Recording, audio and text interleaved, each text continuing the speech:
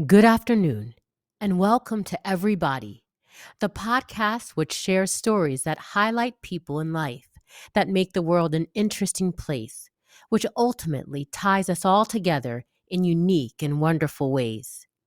And who am I, you might ask? I would be the head wrap socialite, wife, mom, micro influencer in the fashion and etiquette world. But on this podcast, I will be introducing you to some people who I've had the opportunity to meet along my journey, who have helped enrich me and my life in beautiful ways, and who I hope will do the same in yours.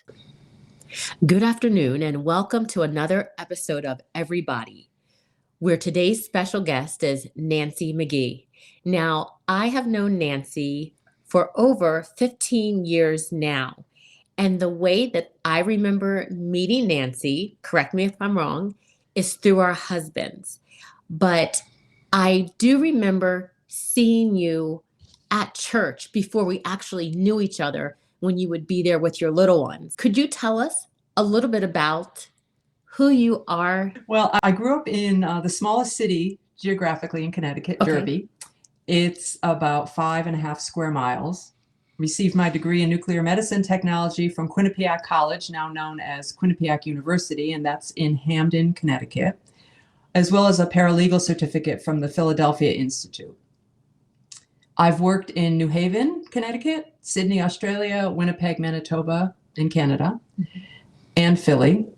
I am a mom to 3 adult children, grandmother of 4, stay-at-home mom for 21 years. And while staying at home, and I say that with quotes, air quotes, I was a volunteer coordinator for 6 years and regularly volunteered in the Rochester Public Schools while the kids were in the school district. And can I interrupt you really Yes. quick? Because for those of us who are stay-at-home moms, as you put that in air quotes, Yes.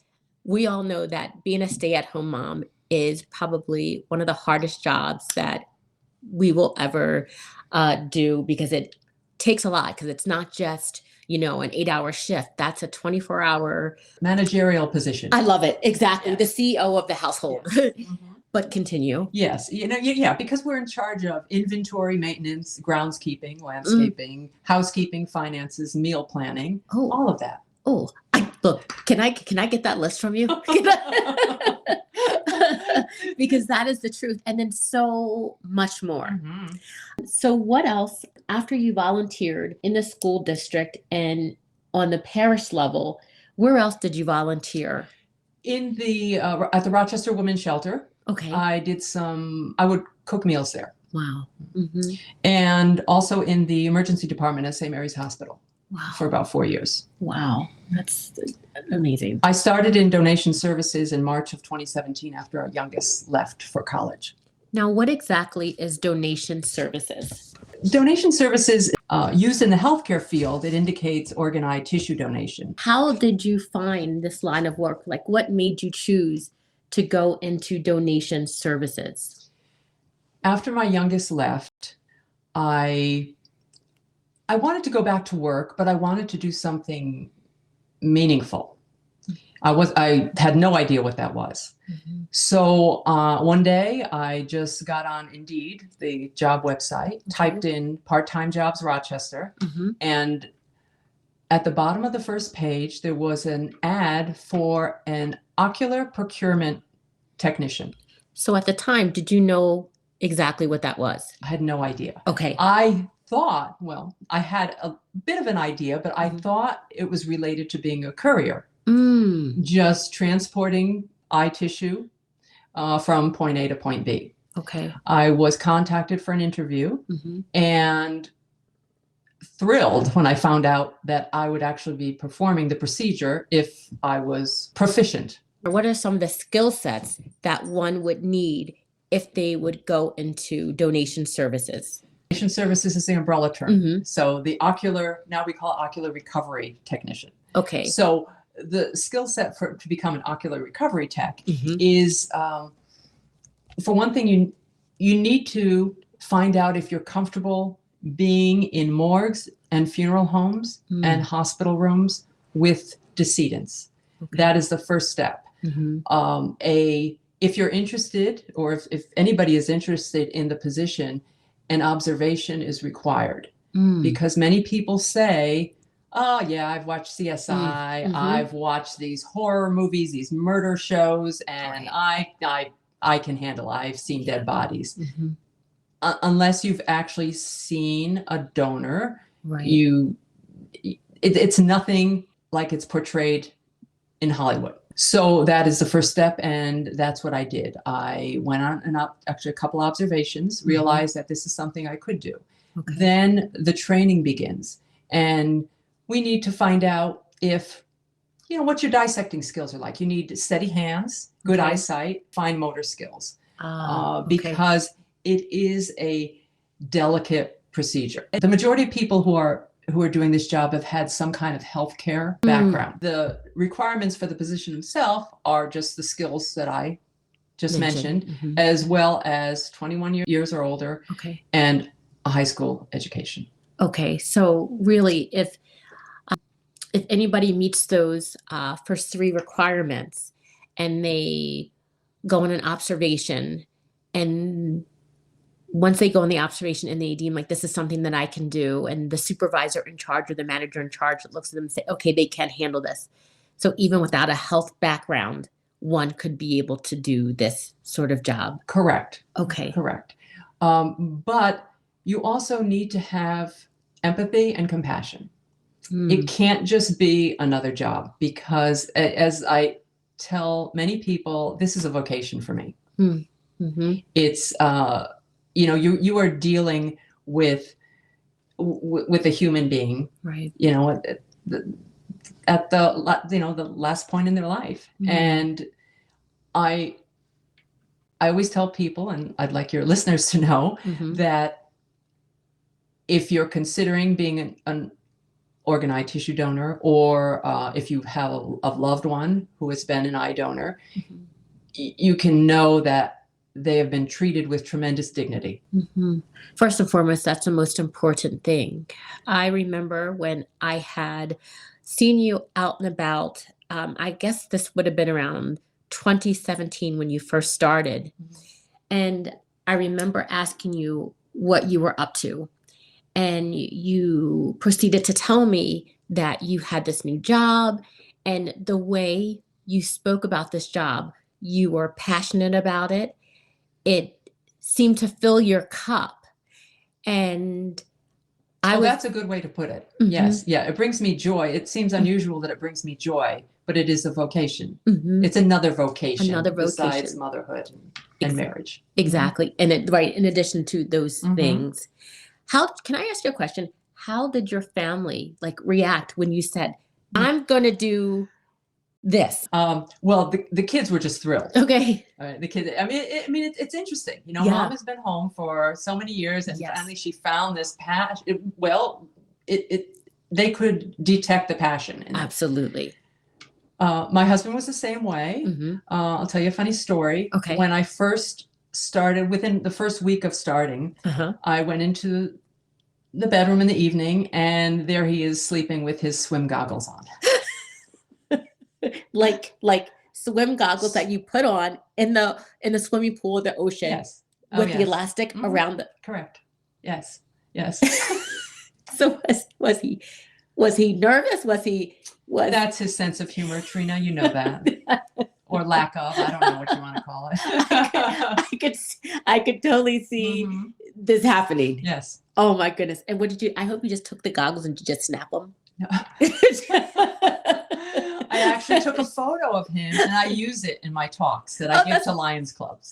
That's fantastic. I would like to ask you, on a more serious note, when you go into harvest. Don't like using that word. Okay. All right. Harvest, it's correct, but to me, it conjures up a violent image. Okay. And I think of a threshing machine or a scythe. So I use the word recover. Okay.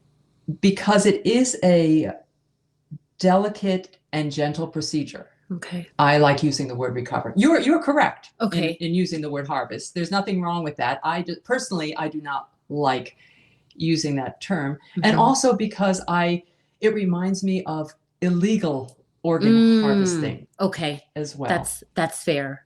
So, okay. So I'm going to make a note to self. I'm going to recover, not harvest, but even though harvest is a correct terminology. Okay. Yes. So when you go into recover, if you could take me through your procedure. Most of the procedures are done at Mayo. Okay. We cover 18,000 square miles of southern Minnesota, but 95% of the cases are done at Mayo. Okay. So we don't have a lot of driving to do. Sometimes we do need to drive somewhere else. We do operate, it's a 24/7 operation. Okay. And we are required to be on call for 6-hour shifts. We can combine them. We can just stretch them out over the course of the month. Okay. What I do like about this, I know here I am digressing about the scheduling, but just to give you an idea, what I do like about this particular position is that it's flexible. Okay. If we're going on vacation, if I have an appointment, I just do not put myself on. I do like that flexibility.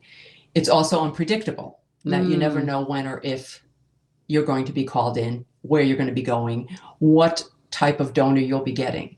You can be getting an elderly person who passed away naturally. You can be getting motorcycle accident victim. You can be getting suicides, which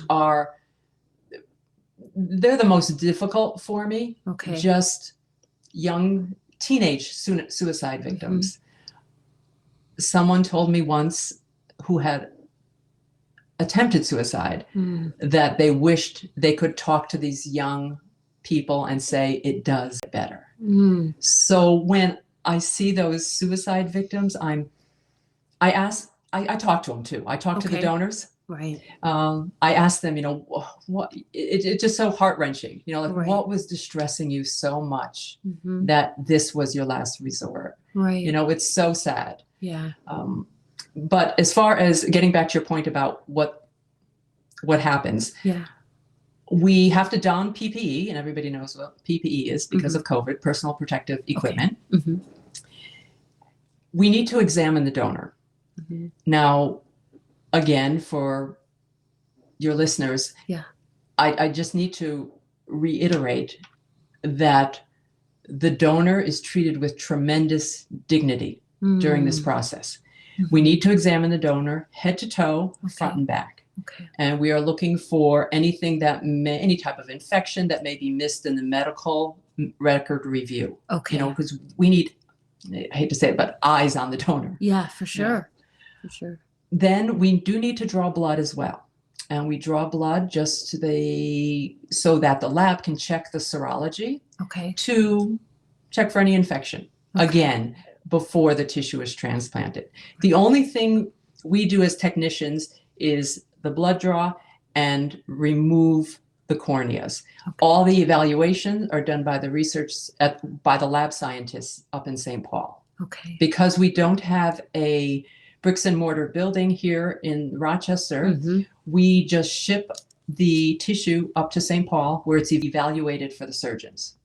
And they check to make sure, well, I can't speak for the lab scientists, but they check to make sure there's no scratches or infections or anything on the cornea before they ship them out to the surgeons. And I know there's more that they do. I'm sorry, lab people up at LGS. I don't know what you do back there.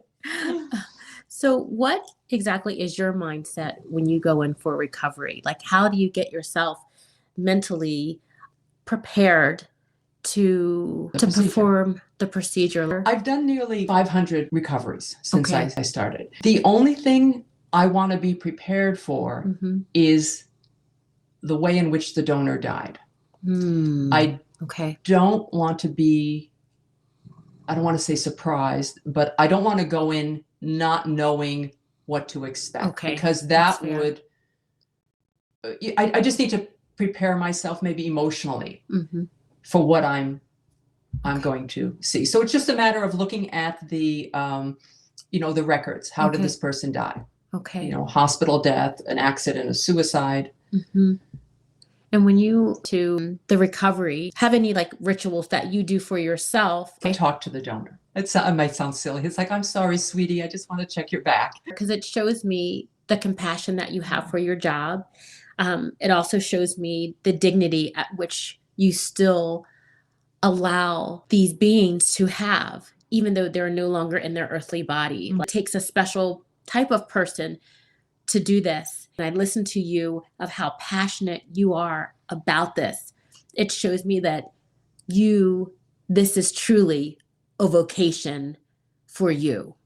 Yeah, absolutely. And that's how I describe it to everybody. It's a vocation. And it was funny because probably about a week after I got this job, I ran into a neighbor of mine. And she's so funny. She said, it's like this job fell from heaven into your lap. How did that happen?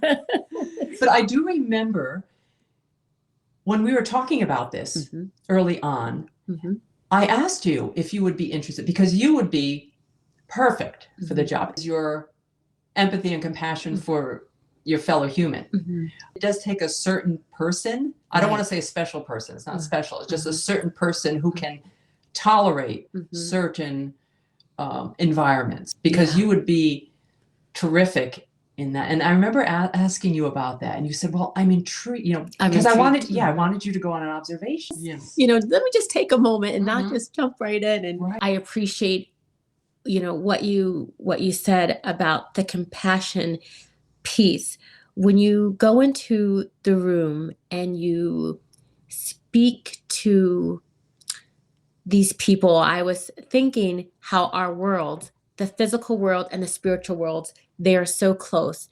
And that when you're showing these people who have passed on, there's a word in Sanskrit called dana, and it's generosity, and you're showing them charity, and you're giving them peace, even though they're no longer here.